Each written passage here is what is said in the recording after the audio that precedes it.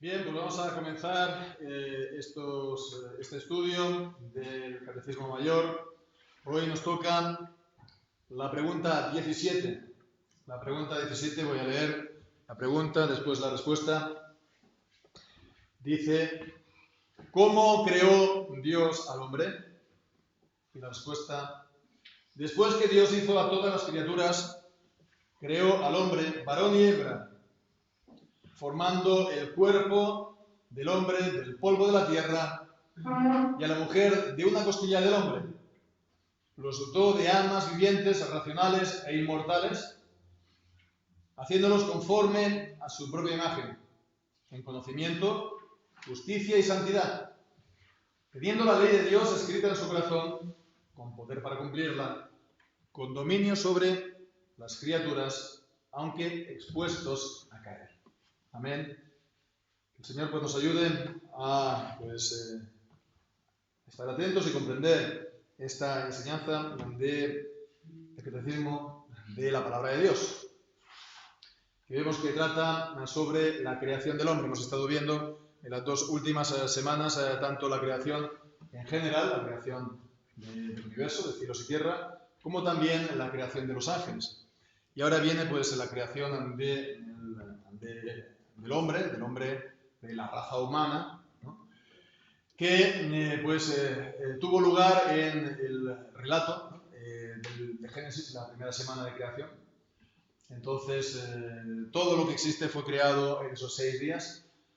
El último en ser creado fue el hombre como corona de la creación, lo último, la corona. Y pues esto significa que, bueno, todo lo visible, todo lo material, tal como está pues revelado y dado a conocer en el Génesis capítulo 1, pues tuvo lugar antes, en los 6 días, pero también la creación del mundo espiritual y visible que estuvimos considerando la semana anterior, también tuvo lugar antes, ¿no?, de la creación de los cielos y la tierra. No fue una creación anterior, ¿no?, a la creación, ¿no?, valga la redundancia, sino pues forma parte del mundo creado. Bien, pues entonces vemos que llegamos a un punto pues, importante, ¿no? Es la visión acerca del hombre, podríamos utilizar la palabra la antropología bíblica, la visión del hombre, la enseñanza acerca del hombre. Y realmente esto es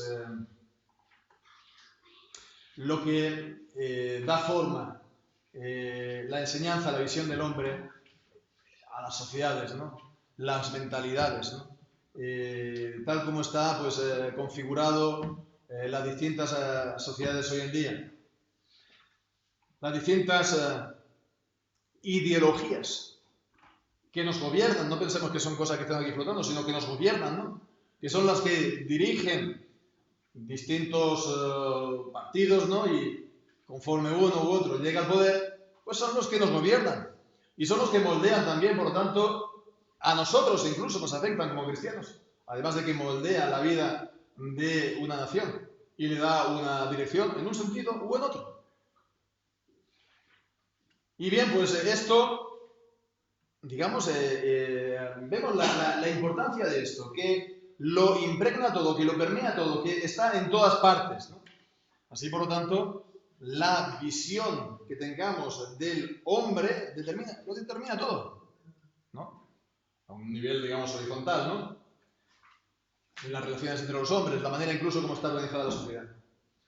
Entonces vemos el caos contemporáneo, vemos la confusión, ¿no?, que parece como si hubiéramos vuelto al caos original, ¿no?, en Génesis 1, cuando dice que la tierra estaba desordenada y vacía, ¿no?, el tohu bohu original, ¿no?, pues vemos la gran confusión que hay en cuanto pues, al hombre, en cuanto al gobierno, en cuanto a la familia, en cuanto al matrimonio, en cuanto a la identidad del hombre, del ser humano, si su identidad tiene que ver algo o no con su sexo o género, etcétera, etcétera, etcétera.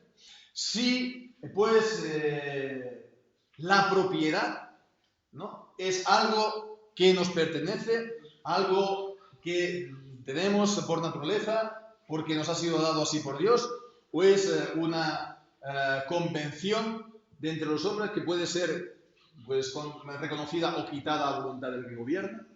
¿Qué es primero la persona, el individuo o el colectivo? ¿Qué es entonces? Todo esto es realmente el corazón, ¿no?, la materia prima de las ideas, de las ideologías. Y bueno, pues todo esto tiene que ver con la visión que uno tenga acerca del hombre.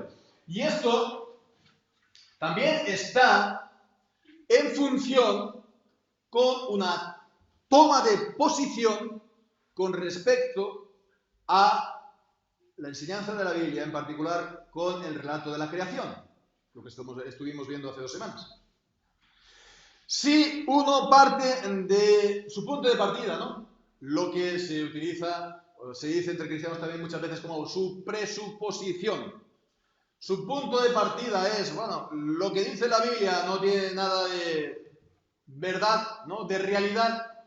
¿Y tu punto de partida cuál es? Pues tu punto de partida es el relato de la evolución. Entonces no hay una primera pareja humana. No hay un individuo, un primer hombre. No hay un primer individuo. Entonces, ¿qué es lo que hay desde el principio? El grupo, el colectivo, la manada, ¿no?, el rebaño, o como lo quieras decir, ¿no?, de monos, de cocodrilos, de lo que sea. No hay una primera, digamos, pareja primigenia. No hay un primer individuo del cual proceden todas las cosas.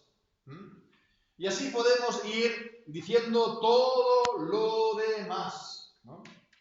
Todo lo que estamos viendo hoy en día, todo lo que se nos está, pues, queriendo inculcar en las escuelas, en los medios de comunicación, por todos los medios oficiales de propaganda, oficiales u oficiosos de propaganda en una sociedad, todo tiene su origen en una visión de los, vale la redundancia, orígenes. De ahí, pues, que es importante la Biblia y es importante el libro de Génesis, que significa orígenes, ¿no?, porque es la base sobre la cual después todo lo demás viene. Entonces, bueno, pues habiendo visto esto, sin más, vamos entonces a ver lo que nos enseña, ¿no?, este breve compendio, resumen de la enseñanza de la Biblia, porque nos dice que después que hizo Dios a todas las criaturas, ¿no?, tal como hemos visto, después de toda esta semana de creación del mundo visible e invisible, dice, Dios creó al hombre, tal como nos dice en la cita es Génesis capítulo 1, versículo 27. Creó al hombre varón y hembra.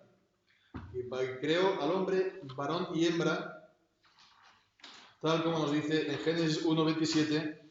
Dice, y creó al hombre a su imagen. A imagen de Dios lo creó. Varón y hembra los creó. Y es, pues, interesante o importante, ¿no?, darnos cuenta de esto. Creó Dios al hombre y lo creó varón y hembra.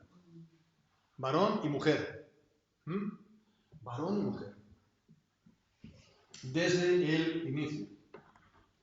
El género humano, desde el inicio, por su propia naturaleza, tiene, pues, esta, digamos, división binaria, ¿no?, aquella cosa que la gente no le gusta hoy en día, binaria, qué cosa más anticuada y qué cosa más como rígida, ¿no?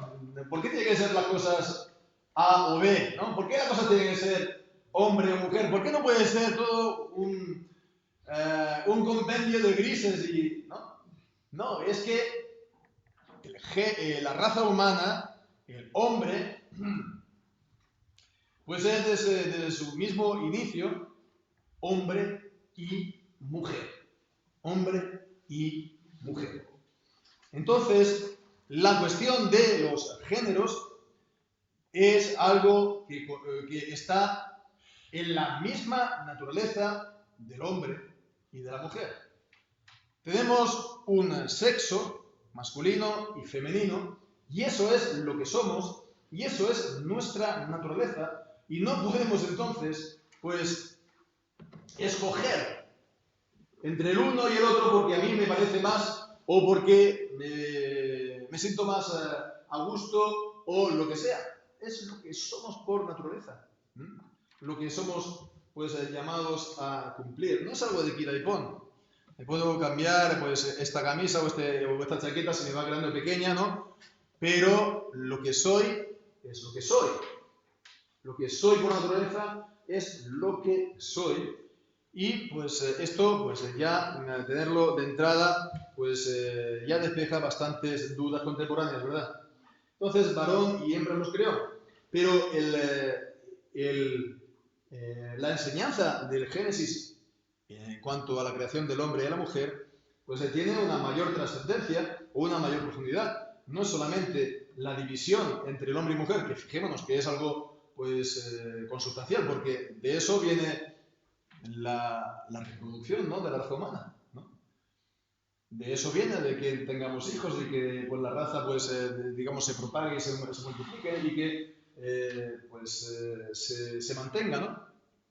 Bueno, pues no solamente esto, porque el relato de la Biblia en cuanto a los orígenes está mantenido como algo verdadero en toda la Biblia hasta llegar en el Nuevo Testamento.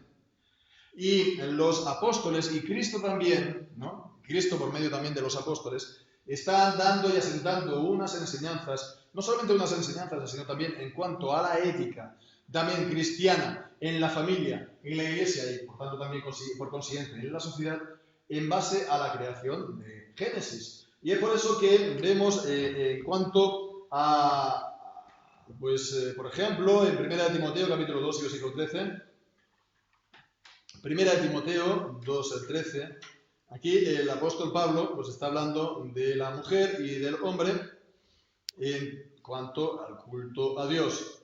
Y en este sentido dice en 1 Timoteo 2:13 que, leyendo también el versículo 11, ¿no?, para ver el contexto, la mujer aprenda en silencio con toda sujeción, porque no permito a la mujer enseñar ni tomar autoridad sobre el hombre, sino estar en silencio, porque Adán fue formado primero, después Eva. Y Adán no fue engañado, sino que la mujer, siendo engañada, incurrió en transgresión.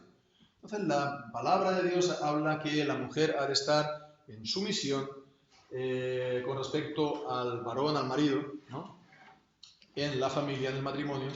¿Y pues en qué se basa esto?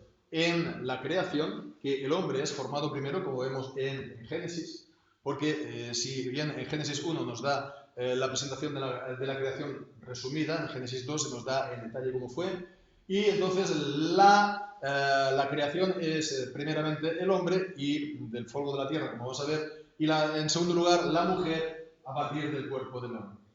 Entonces, de esa primacía temporal, pues también la Biblia pues, habla de una primacía en cuanto a la autoridad en la familia. Y es lo que vemos también en 1 Corintios, en el capítulo 11, cuando está hablando de la señal que las mujeres han de tener en el culto como señal de autoridad, que es algo que no está en ningún modo revocado en la Escritura y que además es una señal que sigue dando una enseñanza permanente, por lo cual no sé por qué nos hemos tomado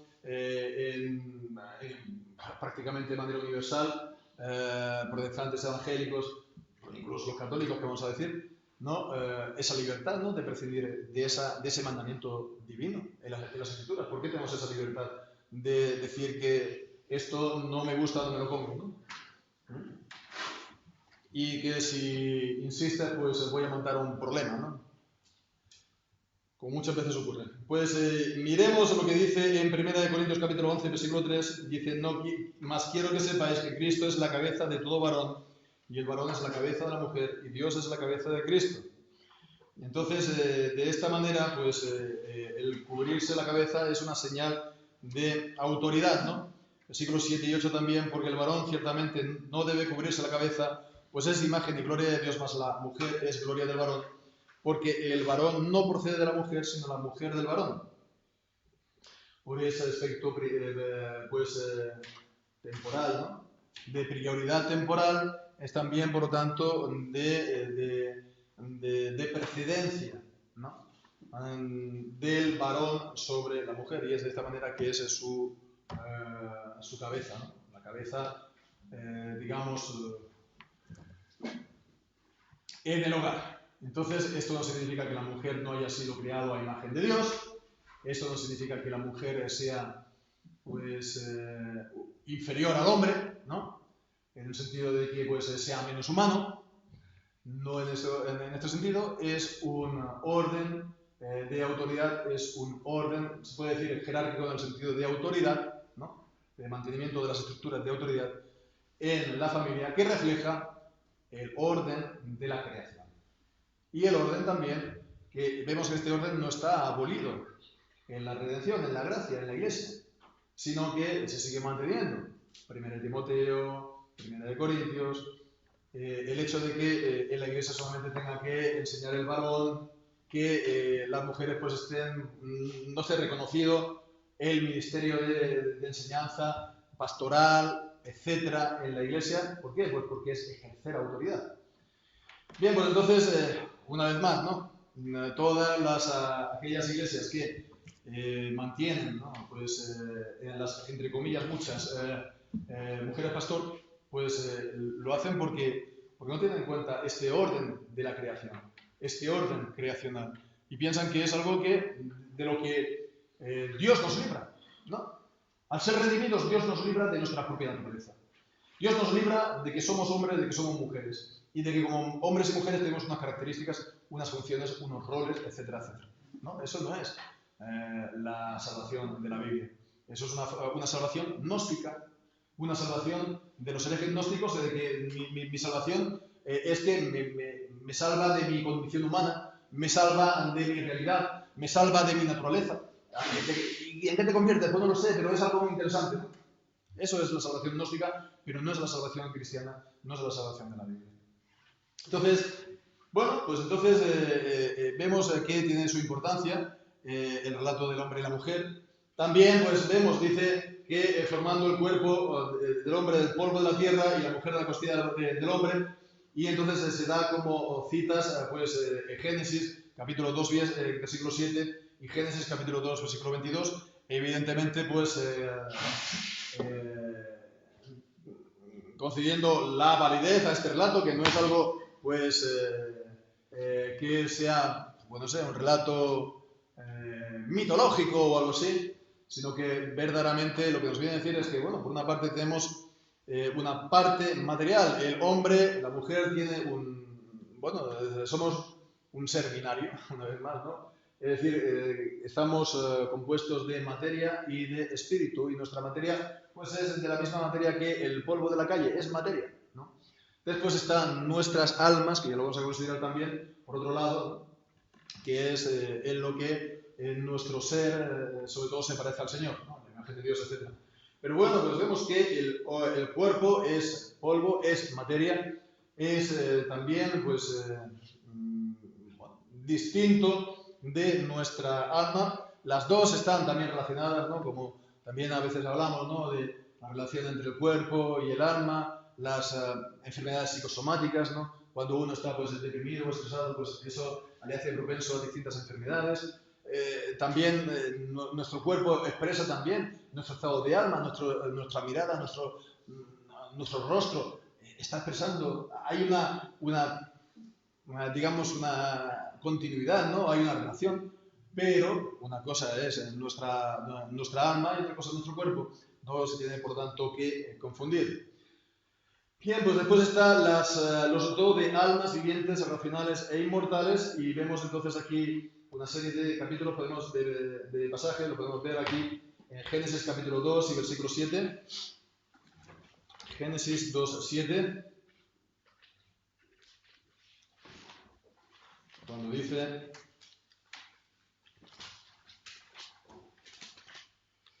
entonces Jehová formó al hombre del polvo de la tierra y sopló en su nariz aliento de vida, y fue el hombre un ser viviente, un alma viviente. En Job capítulo 35, versículo 11, Job capítulo 35 y versículo 11. Dice que nos enseña más que Dios, ¿no? Mi Hacedor, que nos enseña más que a las bestias de la tierra y que nos hace más sabios que a las aves del cielo. O también Eclesiastés capítulo 12 y versículo 7. Eclesiastés 12, 7.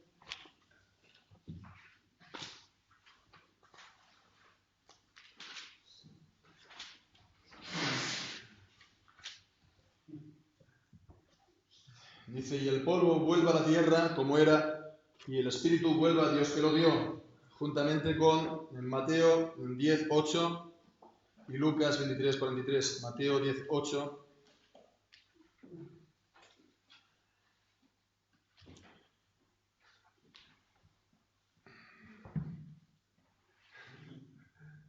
No, perdón, 10, 28. Y no temáis a los que matan el cuerpo, pero el alma no pueden matar, mas antes temed a aquel que puede destruir tanto el alma como el cuerpo en el infierno, juntamente con Lucas 23, 43. 23, 43.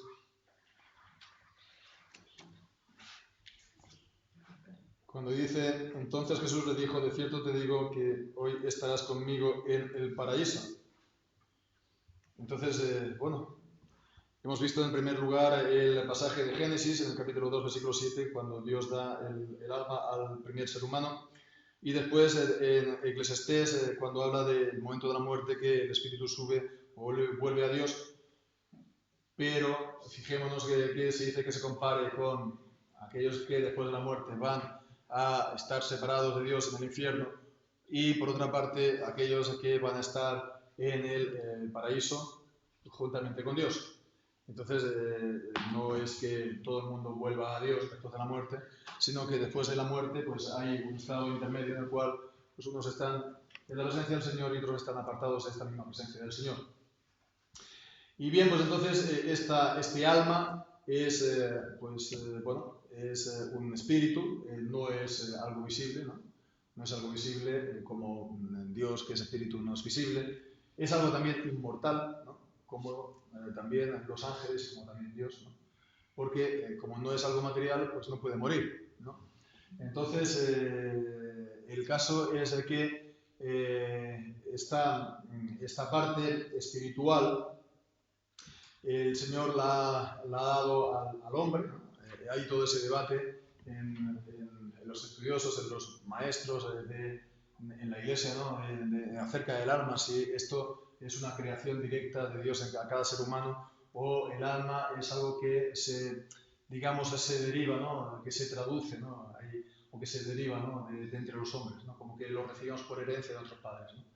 Yo creo que la respuesta correcta es una mezcla entre las dos, ¿no? Si Dios nos hace, nos da un alma, ¿no?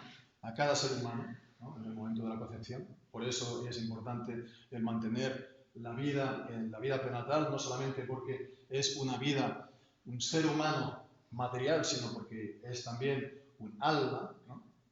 Y no podemos nosotros determinar a partir de qué momento pues hay un alma dada por Dios en ese nuevo ser, pero teniendo en cuenta también que nuestra alma recibe pues por herencia, por así decirlo, de nuestros padres cosas, ¿no? No es una creación ex nihilo, no es una creación de la nada, ¿no?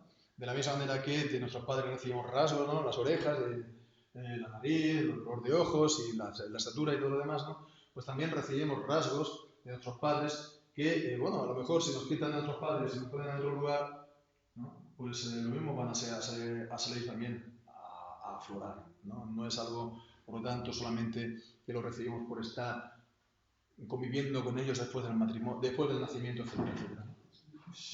Bien, pues esto en cuanto a la parte espiritual del hombre. Fijémonos, es solamente parte material, parte espiritual, el cuerpo, el alma, o también llamado cuerpo y espíritu. Esto digo para que en la escritura no hay pie para pensar en que el hombre está compuesto por el cuerpo por un lado, el alma por otro y el espíritu por otro, ¿no? El alma, que sería el alma humana, el espíritu, que sería, pues, no sé, lo que nos da Dios, etc. Es una teoría un poco mística que creo que en los círculos pentecostales está todavía bastante en boga, pero la Escritura nos enseña bastante claro que eso es solamente una parte espiritual, una parte material, y la parte espiritual a veces se llama corazón, o se llama riñones, o se llama también, pues, espíritu, se llama también alma, etcétera, etcétera, ¿no? Bien, pues entonces, esto en cuanto a las almas vivientes, racionales e inmortales, dice, haciéndolos conforme a su propia imagen. Y entonces, bueno, hemos leído esto en Génesis capítulo 1, versículo 27, es el texto por aquí. Dios hizo al hombre a su imagen y semejanza. Evidentemente, esta semejanza y esta imagen no es algo corporal. Esto también ha sido, pues, y es un gran motivo de, digamos, estudio y de conversación, digamos, entre los maestros en la iglesia. Y entonces, bueno, pues, ¿en qué consiste esta imagen? Entonces, bueno, esta imagen está compuesta de partes, ¿no? No es solamente, pues, una sola cosa, ¿no? Hay a veces la tendencia a focalizarlo, a centrarlo, ¿no? Hay una tendencia, ¿no?, a hablar de solamente la imagen de Dios como si fuera el dominio del hombre sobre la creación, las criaturas, ¿no? Esto es curioso, que es parte, sobre todo, en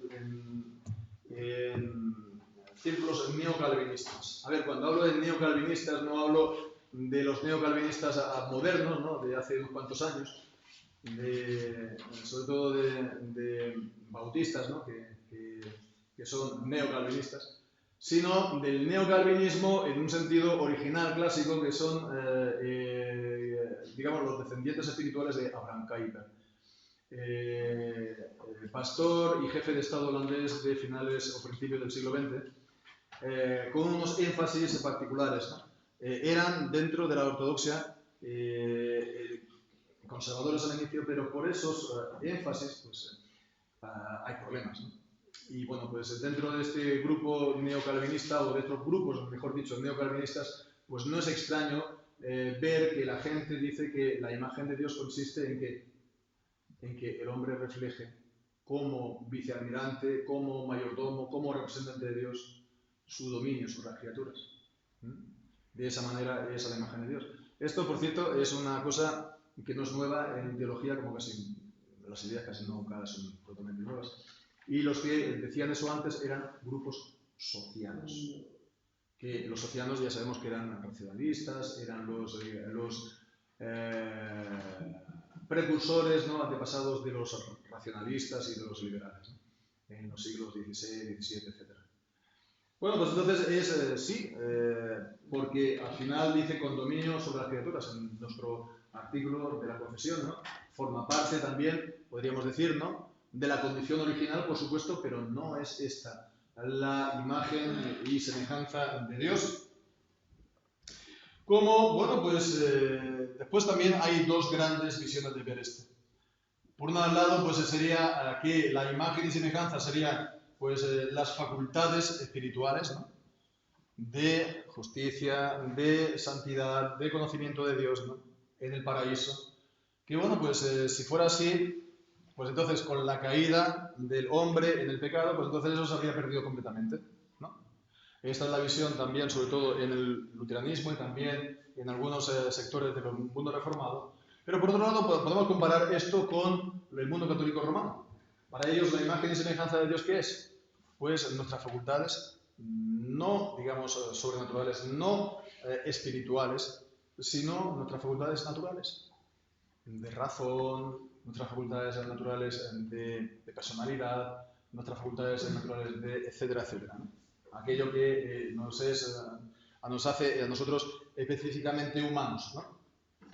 Entonces, ¿qué es lo que pasa? Estaban los dones sobreañadidos, ¿no?, que serían la justicia, la santidad, etcétera, etcétera, y con la caída, pues entonces estos dones se perderían y quedaría entonces nuestra naturaleza intacta.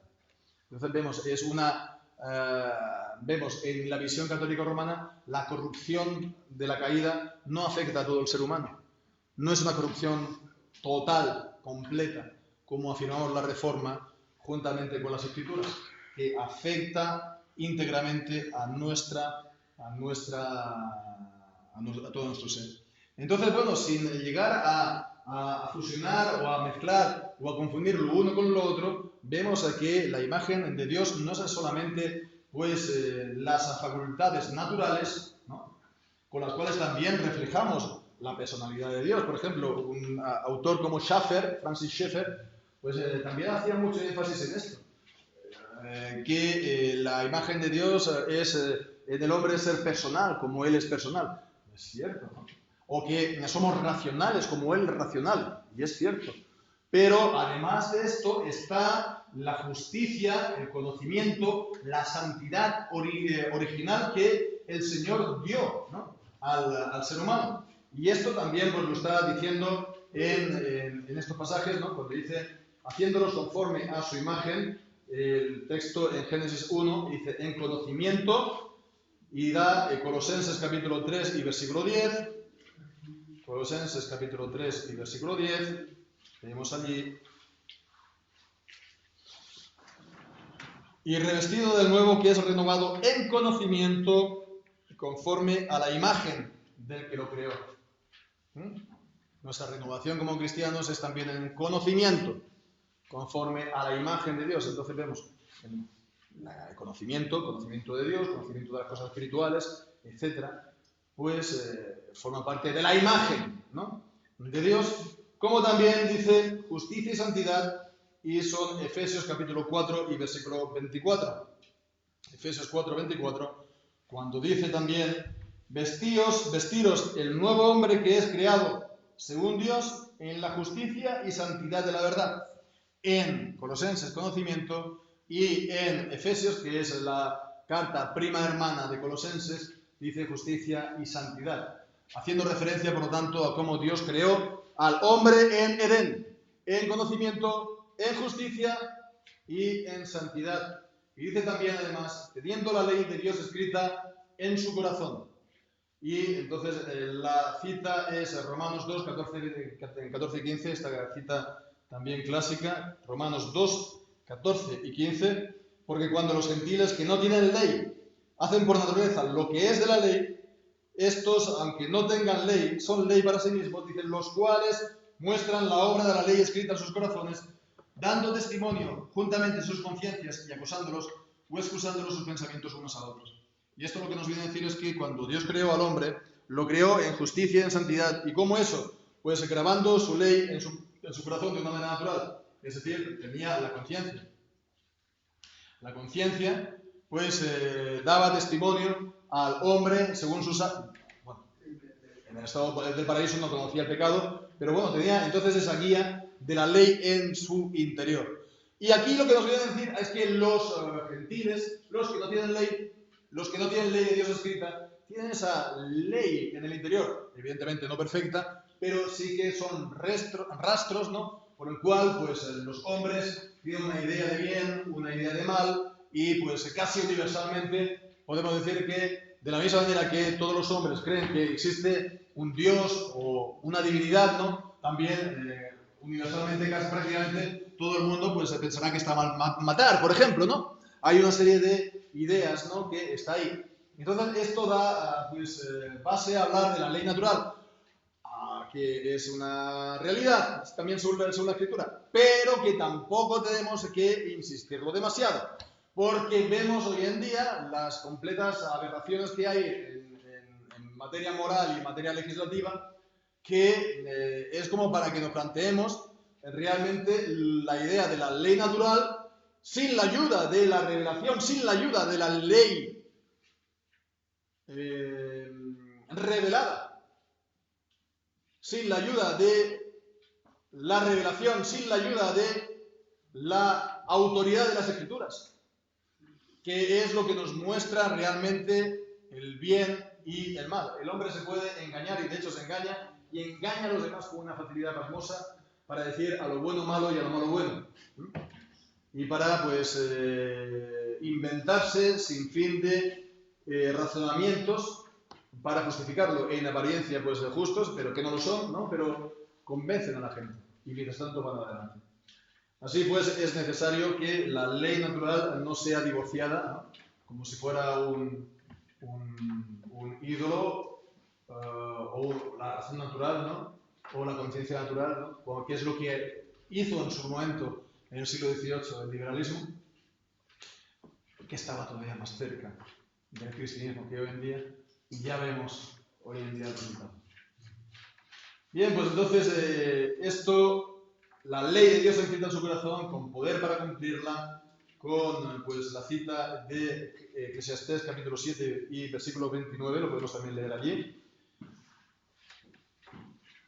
Y aquí solamente esto he hallado, que Dios hizo al hombre recto, pero ellos buscaron muchas perversiones. Eso después de la caída. Antes de la caída, el hombre no tenía pecado y tenía, por lo tanto, la capacidad para guardar los mandamientos y la ley de Dios, con dominio sobre las criaturas. Entonces, pues aquí está Génesis 1:28, ¿no? El mandamiento que dio sobre señorear sobre todos los animales. Y también podemos verlo esto en el Salmo 8 que hemos cantado, ¿no? Que tiene ese dominio como almirante, ¿no? Podemos decir, como representante de Dios en la creación, ¿no? Juntamente, pues, al final con expuestos a caer. Expuestos a caer con la cita que hemos leído en Eclesiastés, capítulo 7, versículo 29, y Génesis 3:6, vamos a leerlo también. Génesis 3:6. Y vio a la mujer que el árbol era bueno para comer, que era agradable a los ojos, árbol codiciable para alcanzar la sabiduría, y tomó de su fruto y comió, y dio también a su marido, el cual comió así como ella. Así pues vemos que Dios hizo al hombre perfecto, en el sentido de que no lo hizo pecador, pero era una perfección relativa, no absoluta. El único perfecto en el grado absoluto era Dios, y él, como era inmutable, como era absolutamente justo, perfecto, él no puede dejar de ser lo que él es, pero el hombre y todas las criaturas pues estaban sujetos a cambio. Entonces cayeron en el pecado, y esas facultades, tanto naturales como también espirituales, que el Señor le dio, esa imagen de Dios, ese conocimiento del bien y del mal, esa ley escrita, pues invariablemente se quedó afectado, a unos más, a otros menos, ¿no? Pero digamos afectó a todo el hombre. Por eso hablamos de corrupción total, ¿no? No que seamos absolutamente depravados, porque eso ya sería pues casos extremos, ¿no? Gracias a Dios no estamos todo lo depravados que podemos hacer, pero sí que nos afectó a todo el cuerpo, también a todo el ser, también al cuerpo, ¿no? Por eso enfermamos, por eso envejecemos, por eso pues también morimos, ¿no?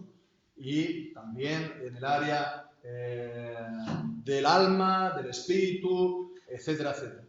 Bien, pues entonces vemos, ¿no?, que esta es la enseñanza, nos da la naturaleza precisa del hombre a partir de un primer hombre, una primera mujer. A partir de ahí se derivan toda una serie de postulados, no podemos entrar ahora aquí, ¿no?, de proposiciones, ¿no?, de principios, de realidades que Dios da a los hombres, ¿no?, por derecho de creación. En cuanto a la familia, en cuanto a la propiedad, en cuanto al trabajo, en cuanto a la vida, etc.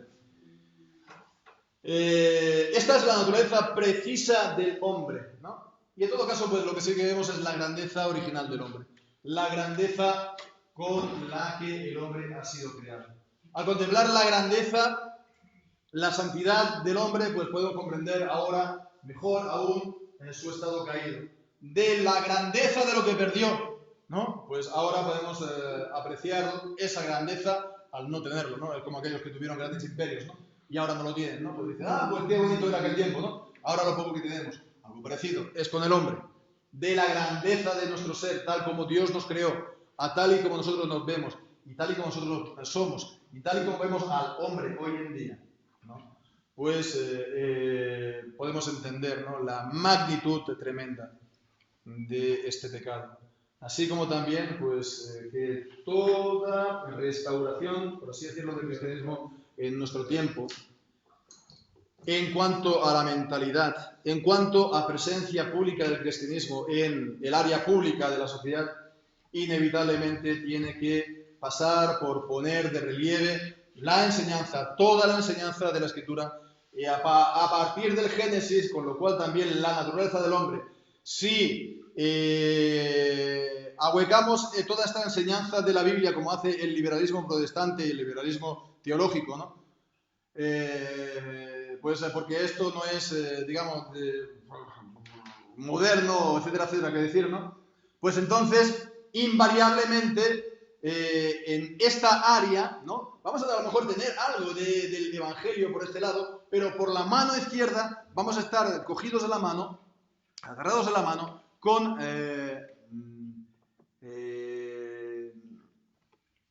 ideologías humanas, ¿no? Ya sea en un sentido o en otro, ¿no? Y entonces vamos a hacer un sistema, ¿verdad?, cojo. Y vamos a estar dando vueltas y vamos a estar perdidos, tambaleándonos como ebrios, como borrachos, ¿no? ¿No? Como Dios pues dice a pues, los sacerdotes en el Antiguo Testamento de Isaías, ¿no?, que estaban ebrios porque no podían dar la palabra ni la enseñanza correcta al pueblo. Entonces ha de ser una restauración integral de la enseñanza de la palabra de Dios para nuestro tiempo, y es la única esperanza que hay. Si esperanza puede haber para nuestras sociedades occidentales en este tiempo. Pues quiera Dios que así sea, y que el Señor pues bendiga también toda esta enseñanza que hemos podido ver. Amén.